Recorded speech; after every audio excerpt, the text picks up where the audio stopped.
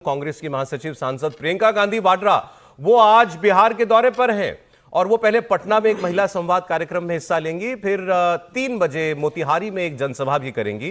प्रियंका गांधी का लगभग 1 महीने में बिहार का दूसरा दौरा। इससे पहले वो मतदाता अधिकार यात्रा में शामिल हुई थी, जिसमें राहुल और तेजस्वी यादव ने 1300 किलोमीटर से ज्यादा की यात्रा की थी बिहार में।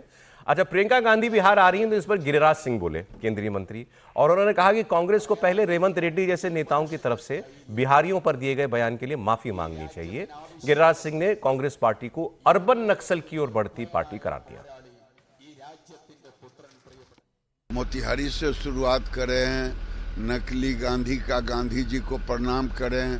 बिहार में कुछ नहीं होने वाला है। जो कांग्रेस, जो राहुल गांधी, जो तेजस्वी यादव बिहार को अपमानित करने का काम किए, क्या उसके लिए माफी मांगेंगी प्रियंका गांधी?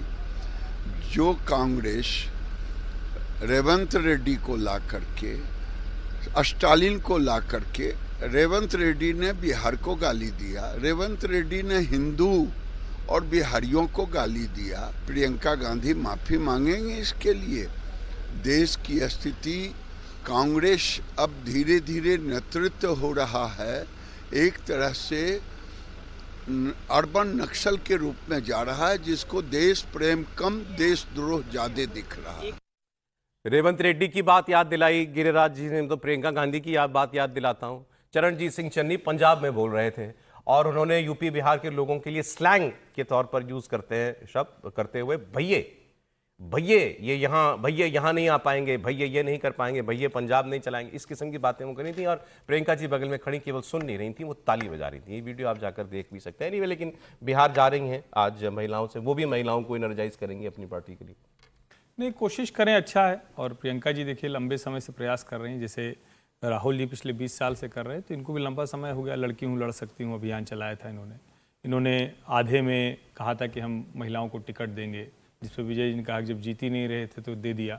तो अब बिहार में जाकर निश्चित तौर पर उनकी पार्टी के लिए भी बड़ा कठिन समय है, क्योंकि एक तरह से कहें तो कांग्रेस 2020 के चुनाव में इस तरह से नहीं थी। 2020 के चुनाव में प्रयास कर रहे थे।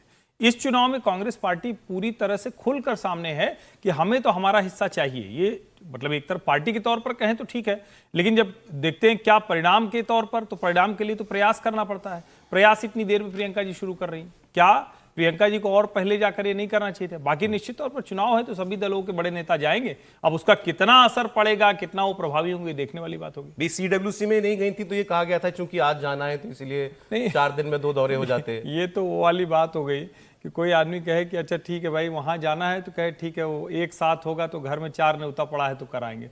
अरे भाई, जहां आप महत्वपूर्ण काम समझते हैं वहां अलग से जाते हैं, और 2 दिन वहां रुक जाते तो और थोड़ा बिहार में अपनी कांग्रेस की बात कर पाती। तो ये तो बड़ा विचित्र है ना कि नहीं तभी हम जाएंगे, फिर क्या जाए, 2 बार आना जाना। अच्छा, इनको कौन सा टिकट की चिंता है, रिजर्वेशन की चिंता है, कंफर्म होगा कि नहीं, क्या पता होता हो। अरे कमाल कर रहे हैं, बिहार के लोग तरह इनको थोड़ी चिंता थोड़ी ना है कि भाई टिकट कंफर्म होगा कि नहीं या क्या होगा। कहीं से आम इंसान नहीं मानते क्या? मैं तो कहता हूं क्या पता फ्लाइट की टिकट भी देखते हो कितने की मिल रहे हैं। एक चीज में हम तो देखते नहीं, एक बात मैं पहले ठीक से कह दूं, आप ये गलतफहमी मत देश के दिमाग में डालिए। वो आम लोग नहीं है सर। राहुल गांधी बता चुके हैं कि हम प्रधानमंत्रियों के परिवार में पैदा हुए थे, तंत्र हमको अंदर से पता है, वो सब कर सकते हैं। उनको आप ऐसे हल्के में लेंगे तो ये ठीक नहीं। मतलब बाकी चर्चा हम करते रहेंगे, वो कतई वो इस देश के विशिष्ट लोग हैं, उनके लिए देश ऐसे ही है। सर, हम सब में सबसे विशिष्ट आप ही हैं, तो आप ही विशिष्ट नहीं। मुझे याद आया प्रियंका जी से, विनोद दुआ जी होते थे हमारे बड़े लोगों में से माना जाते हैं, तो वो अक्सर एक लाइन कहा करते थे कि भाई किसी शहर में कोई कवि गया तो जो संचालक था उसने परिचय कराते हुए कहा कि भाई ये शर्मा जी हैं, ये 30 साल से हमारे उभरते हुए कवि हैं शहर के। 30 साल से उभरते कवि हैं इस शहर के, तो ये भी उभरते हुए मैं रेफरेंस नहीं, मुझे ऐसी याद आ गई बात। तो सर, ऐसी बातें ऐसे ही मौके पे याद आ जाती, यही तो आपकी कला है।